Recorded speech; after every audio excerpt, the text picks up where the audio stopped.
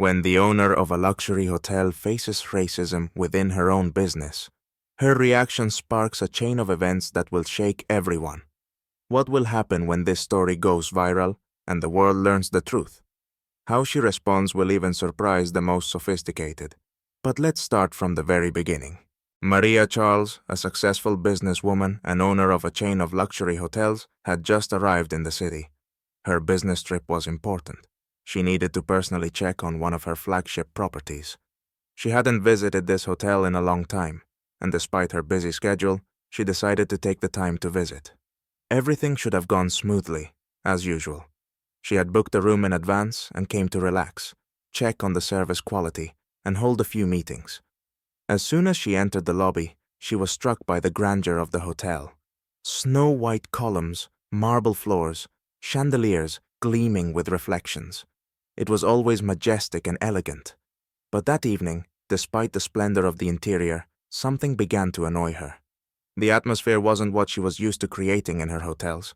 She felt a subtle tension, as though something wasn't quite right. Maria headed to the reception desk, where a young receptionist stood. The blonde girl with short hair looked disinterested. She glanced quickly at Maria and then returned to the computer screen. Amy, as the receptionist was called, mumbled something to herself while typing. "Good evening. I have a reservation under the name Charles," Maria said, handing over her booking printout. Amy looked up, glanced at the document, and then back at Maria. Something in her gaze immediately seemed strange. She pretended to continue checking the system, but her face couldn't hide her discontent. "Maria Charles?" She repeated the name with obvious doubt. Strange. Usually we reserve such rooms for other categories of guests." Maria felt a sharp sting of offense, but held herself together. There was no quiver in her voice as she calmly responded. "This is my reservation. Please check again." Amy wasn't in any hurry to assist. Instead of finding the room, she kept typing on the keyboard as though looking for an excuse to deny Maria the key. She glanced at Maria and, noticing her elegant but severe dress, decided that Maria clearly didn't belong to the type of people who could afford to stay in such a luxury hotel. "Well, let's try to find something more suitable," she said with a slight mocking tone. "We have discount rates for people like you, right?" Maria froze in place. Those words didn't sound like a casual mistake. They felt like an insult. In her mind, a flood of similar moments rushed back. Hostile looks in stores, humiliations at school. She could feel it. The moment when you realize the world hasn't changed at all. Not wanting to cause a scene, but also unwilling to succumb to the insult, she calmly said, "This isn't a discount rate. This is a regular reservation I made in advance. Please check again." Amy pretended to focus, but she didn't try to speed up the process. She kept typing, avoiding eye contact with Maria. After a few moments of silence, she handed over the room key with a dull, restrained, "Here's your room. Enjoy your stay." The tone made it clear that Maria could sense the hidden contempt. Maria took the key, but couldn't help noticing how Amy barely contained a smile as she glanced at her, then began chatting with colleagues. Her laughter, though quiet, was clearly audible in the silence of the lobby and seemed not just bewildering, but openly mocking. She seemed to not believe that this woman had really booked a room at a hotel of this caliber. Maria wanted to say something, but held herself back. She knew her words would not change Amy's attitude. They would only give her more reason for mockery. Maria turned and headed for the elevator, but as soon as she stepped inside, the feeling of offense took over again. She could feel her heart racing, but she held herself back from showing weakness. Not because she was invulnerable, but because she knew. This situation would likely happen again in her life, but she decided that this instance would not go unnoticed. Here is the English translation of part 2. Maria, returning to her room, tried to calm herself. She took off her shoes, walked over to the window, and looked out at the city lights. In her mind, she kept replaying Amy's words, her mockery, and the contemptuous looks. She had faced this so many times before, but for some reason, today it hurt more than usual. After all, she wasn't just here as a guest, but as the owner of the hotel. And still, she had to endure this humiliation.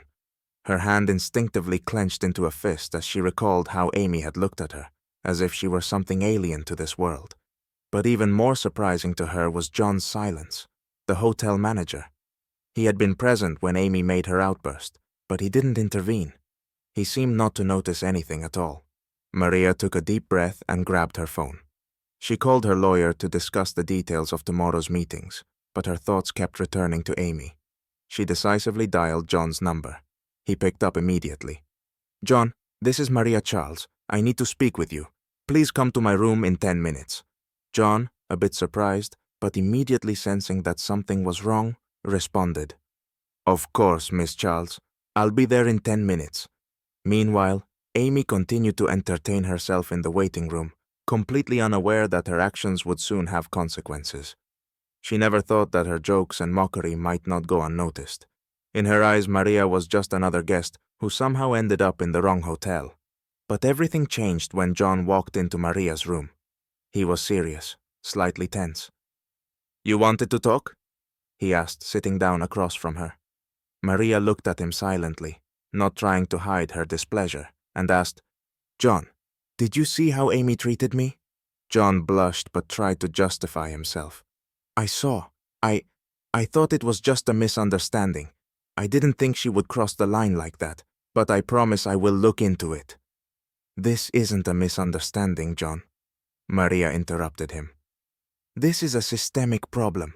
She saw me as a second-class person, not knowing who I was. Her mockery isn't just rudeness, it's racism. It's something I face every day, and you, John, need to understand that this affects the business.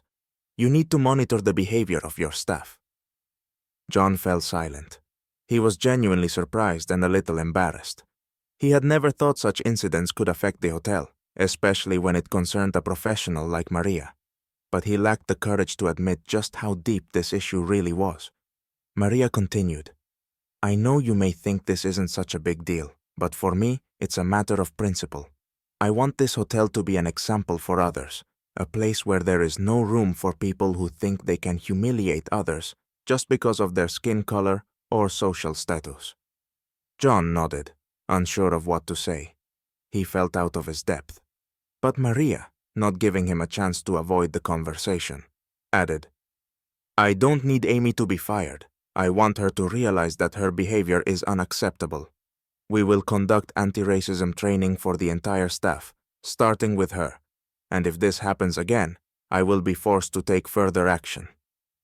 John, realizing that avoiding responsibility wasn't an option, nodded. "I agree, Miss Charles. I'll conduct the training and speak with Amy." Maria was about to leave when her eyes fell on her phone screen. She saw that one of the staff members had already posted in the hotel chat that Maria Charles wasn't just a guest, but the owner of the hotel. Her heart skipped a beat, and she realized that now everyone would soon know about her visit. She decided to act quickly. "John, I want you to hold a staff meeting today. Make it a priority, not just for Amy but for the whole team. I know they shouldn't make the same mistakes she did, but maybe they just don't understand how their actions can be perceived." John stood for a moment, considering her words. He couldn't deny that Maria was right. In some ways, he himself was part of the system that sometimes allowed such bias. "All right," he said confidently. "I'll hold the meeting. It won't happen again." After John left, Maria was alone in her room. She looked out the window, but now her thoughts were more focused on how she could use this situation, not just to address the issue with Amy, but also to prevent such incidents from happening in the future. She felt this was a moment for change, not just for her business, but for the people she worked with. Part 3. Maria woke up early, feeling the tension in the air. The previous day's incident with Amy was still on her mind, and despite her decision not to create a public scandal, anxiety was building inside her. She decided that in the morning, she would meet with the staff. It was important, not only for her peace of mind, but to set standards that aligned with her principles. She called John to her room. He was ready, and after a brief conversation, she sent him down to the lobby. Everything had to be done quickly and without extra words. However, things began to develop faster than she expected. When she descended into the lobby, she saw that many staff members had already gathered, waiting for the meeting to begin. Among them stood Amy. The girl was pale and clearly nervous. She looked somewhat lost, but, as always, tried to appear unaffected. Maria approached the group, and everyone immediately fell silent. Amy jumped up, trying to apologize, but Maria didn't let her speak. "Before anyone says anything else," Maria began in a loud, confident voice, "I want you all to hear me. Yesterday something happened that I cannot ignore, and I'm not going to stay silent until I'm sure we all understand why such things cannot happen again." John stood to the side, watching with a thoughtful expression. He didn't know how to react, but Maria seemed to have everything under control. Amy, filled with shame, stood next to her face flushed with tension. "Amy," Maria continued, ignoring her panic, "your reaction yesterday was unacceptable. You weren't laughing at a person. You were mocking the entire concept of justice. You showed your inability to respect others, and that needs to be corrected. I will not tolerate this behavior in my business." Amy, with horror in her eyes, tried to justify herself. I just didn't think. I'm sorry, I didn't know." "That's not an excuse," Maria interrupted. "Your "I didn't know" is what people say when they don't want to take responsibility for their actions. You need to understand that your behavior was not a mistake. You are part of a system that encourages bias, and if we don't realize this, we will never improve." Maria's words were powerful, and the whole team now looked at Amy, who was wishing she could disappear into the floor. She lowered her gaze, too ashamed to look Maria in the eye. "I'm not going to fire you, Amy," Maria continued. "But you will go through training, and I will monitor how you change your behavior. You're not alone. Each of you needs to understand that this job is not just about service. It's about changing society." Some staff members began to move around and whisper. Some nodded, while others appeared confused. But it was clear that most were starting to realize the importance of this conversation. It wasn't just a lecture from the owner. It was a reminder that they all had an influence on the people they served. At that moment, a guest, a middle-aged black man who had left a positive review about the hotel on social media a few days earlier, approached the group. He greeted Maria with a smile, but fell silent when he heard her words, looking at Amy. He didn't know what had happened, but his intuition told him that the matter was serious. Maria noticed his gaze and approached him. "It's all right," she said with a smile. "We're just making sure our hotel is the best it can be. Thank you for your feedback. It's important to us." The man nodded and left, but his presence reminded everyone that even one review could affect their reputation. This became a turning point for all. Amy was now in the spotlight, and there was no going back to her old ways. When the meeting concluded and the staff dispersed, Maria felt a sense of relief, but she knew the long road was just beginning. She didn't expect Amy to change immediately, but she believed that her words, her intervention, could be the starting point for real change. A few days later, the hotel began its anti-racism training for the entire staff. Maria insisted that the program be mandatory for everyone, including managers and the service team. Amy, it seemed, had still not recovered from what had happened. She avoided looking at Maria and tried not to draw attention to herself, but every move she made was careful and cautious. She understood that this situation had changed her forever. The training turned out to be more difficult than Amy had expected. She was forced to listen to stories far removed from her concept of normality, stories of how people with her skin color had faced humiliation and rejection in various aspects of life. She felt her own confidence begin to crack as she realized that her behavior had not been a random act, but part of a much larger problem that affected society as a whole. Maria, on the other hand, was tired but satisfied. She could see changes in the eyes of her employees. They no longer seemed as they had before, innocent and uninformed. This training was the first step toward real changes in their attitude toward guests, and she was prepared to support this process until it yielded results. However, everything changed when the situation went beyond the hotel's walls. The next morning, Maria received a notification.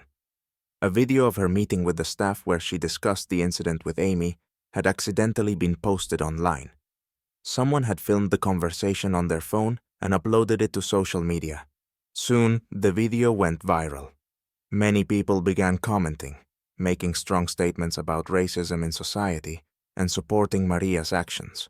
Some were amazed at how resolute and composed Maria had been in handling the situation, while others condemned Amy. Messages of thanks came in from people who had experienced similar humiliations, but had never had the chance to speak out. It was unexpected. Maria hadn't wanted her actions to turn into a public spectacle, but now she understood. This video was an opportunity to change people's perceptions. Public opinion seemed ready for change. A few hours later, John called her. His voice sounded tense. "Miss Charles, the video about the training, it's spreading all over the network. Everyone can see what happened at our hotel. Many people are saying we set a good example, but there are also those who are criticizing us for not preventing such a situation earlier." Maria listened quietly, feeling the weight of her responsibility growing. She knew this moment could be decisive. "This isn't just a video, John," she said. "It's a chance to change attitudes. We must use this as a platform for growth. We can't ignore that this problem exists not only in our hotel but in society as a whole." John thought for a moment, but it seemed he understood. Soon, it was decided that they would hold a press conference where Maria could tell her side of the story and explain what had happened at the hotel. At the press conference, Maria was calm and confident. She spoke about systemic bias and the importance of creating a safe and respectful space for everyone. She acknowledged that despite their progress, there was still much work to be done to eradicate racism, not just in hotels, but in society. She also emphasized that Amy, like all staff members, had undergone the training and would continue working on herself. Among the audience was a client who had recently left a positive review online. He approached Maria after the conference and said, "I saw your video. What you're doing is important. I'm proud I chose your hotel. It's not just about the service quality, it's about the quality of the people." These words meant a lot to Maria. She knew that her journey wasn't over, that there was still much work to be done, but now she had the support of people who, like her, wanted to see a better world. A few days later, Maria returned to Amy, who, though reluctantly, acknowledged her mistake. She said, "I understand that this was my lesson, and I'm ready to work to become better, not just for myself, but for everyone I encounter in my life." Amy took a step forward, and Maria felt that this situation had not become just another unpleasant moment. It was a moment of transformation, not just for Amy, but for everyone involved in this event. Now, the hotel, like its team, wasn't just offering services. They were becoming part of an important change.